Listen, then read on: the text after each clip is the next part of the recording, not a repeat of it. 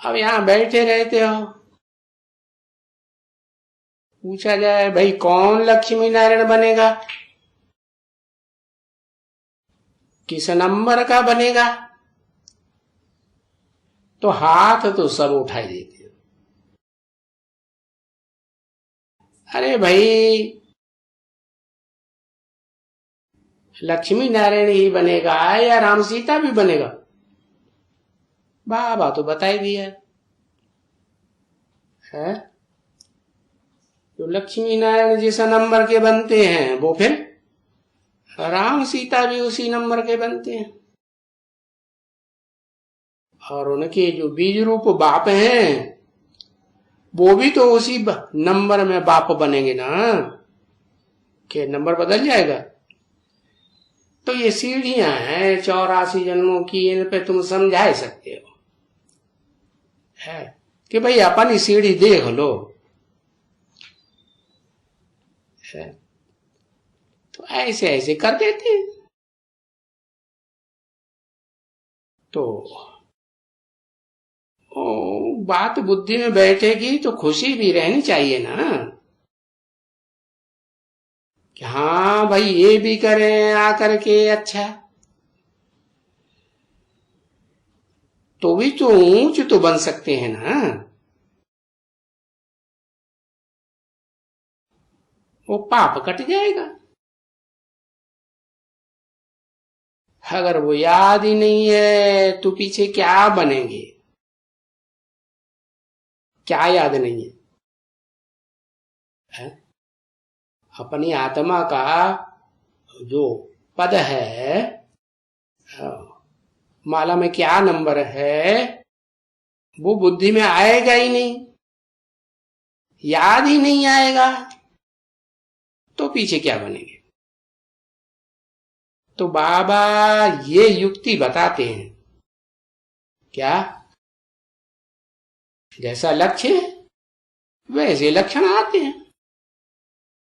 तो अब ये रियलाइजेशन कोर्स चल रहा है ना, तो आत्मा को रियलाइज करना चाहिए है कि हम क्या बनने वाले हैं, क्या बनने वाले हैं। जिनको समझावेंगे वो भी तो आत्मा ही है ना। तो बाप ने तो पाप कटने की युक्ति बताई दी कि अपने पद का रियलाइजेशन करो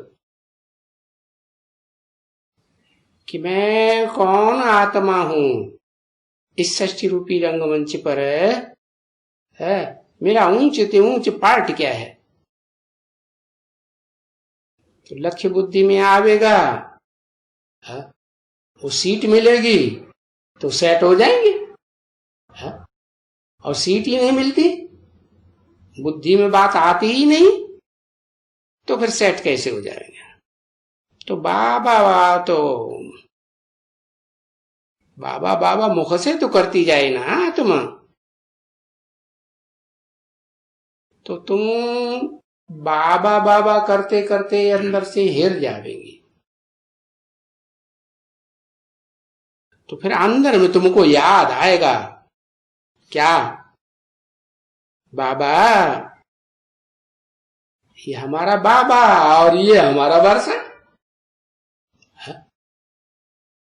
क्या वर्षा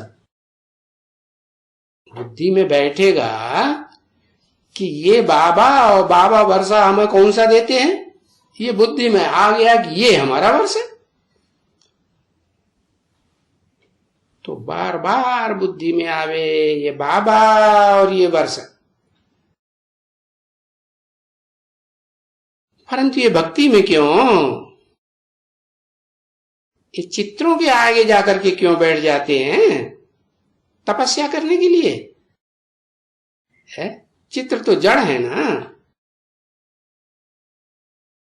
तो कोई तो चित्र रखते हैं है, और कोई तो सिर्फ माला फेरते हैं। माला माने बाप ने जो आकर के श्रेष्ठ आत्माओं का संगठन बनाया, वो संगठन रूपी माला बुद्धि में फिरती रहती है। तो जब ये बात बुद्धि में बैठ जाए कि माला रूपी संगठन में मेरा मणका कौन सा है, किस ग्रुप का है, तो फिर कोई भी जड़ चित्रों के सामने बैठने की दरकार है ही नहीं। फिर किसको तो जरूर बैठने का है ना, कि सब एक जैसे हो जाएंगे, नहीं। तो वो फिर उनको टेव पड़ जाती है। क्या जड़ चित्रों के सामने बैठते रहेंगे तो जड़ चित्रों की टेव पड़ जाएगी, और चैतन्य चित्रों को समझ जाएंगे तो वो भी टेव पड़ेगी। तो बुद्धि में जैसे आता है लक्ष्मी बनना है, तो बुद्धि को लक्ष्य मिल गया ना कि हमें ये नंबर की लक्ष्मी बनना है, तो चलो यहां बैठ जाओ। तो पक्का पक्का पक्का पक्का बैठ जाएंगे तो खुशी का पारा चढ़ जाएगा। पक्का पक्का का मतलब अपने लक्ष्य का निश्चय बुद्धि पूर्वक बुद्धि में सेटिंग हो जाएगी, तो कहेंगे पक्का पक्का, तो खुशी का पारा चढ़ जाएगा। तो गायन तो है ना, अतीन्द्रिय सुख पूछना हो तो गोप गोपियों से पूछो। गोप गोपियों से क्यों पूछो? हाँ, गुप्त पुरुषार्थी है ना, उनसे पूछो जिनको ये निश्चय है कि हम तो अपना बाबा से बरसा लेंगे। या जब हम बाबा स्वर्ग स्थापन करते हैं और ये बाबा हमको मालिक बनाते हैं, तो जिस नंबर का पुरुषार्थ करेंगे उसी नंबर के फिर हम कौन सा पुरुषार्थ? ज्ञान और योग का पुरुषार्थ है ना, राजयोग है ना, तो हम अपना वर्षा पाए लेंगे। अपना वर्षा माना जो बुद्धि में सेटिंग हुई वो वर्षा पाए लेंगे। अब बाबा तो स्वर्ग तो स्थापन करते ही हैं, और बाबा ये मालिक बनाते हैं। क्या मालिक? ये कहा तो ये लक्ष्मी नारायण की तरफ इशारा किया है, ये तो अव्वल नंबर के मालिक। कौन सी युग में है?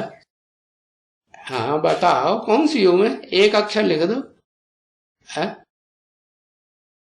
हाँ, सा लिखते लिखते छोड़ दिया, पुरुषोत्तम संगम युग है। हाँ, सबसे ऊंची युग तो पुरुषोत्तम संगम युग है ना। तो हीरे समान लक्ष्य अगर बुद्धि में बैठा है तो फिर यही बनेंगे। क्या कि हमको भाई हीरो हीरोइन वाला लक्ष्मी नारायण बनना है।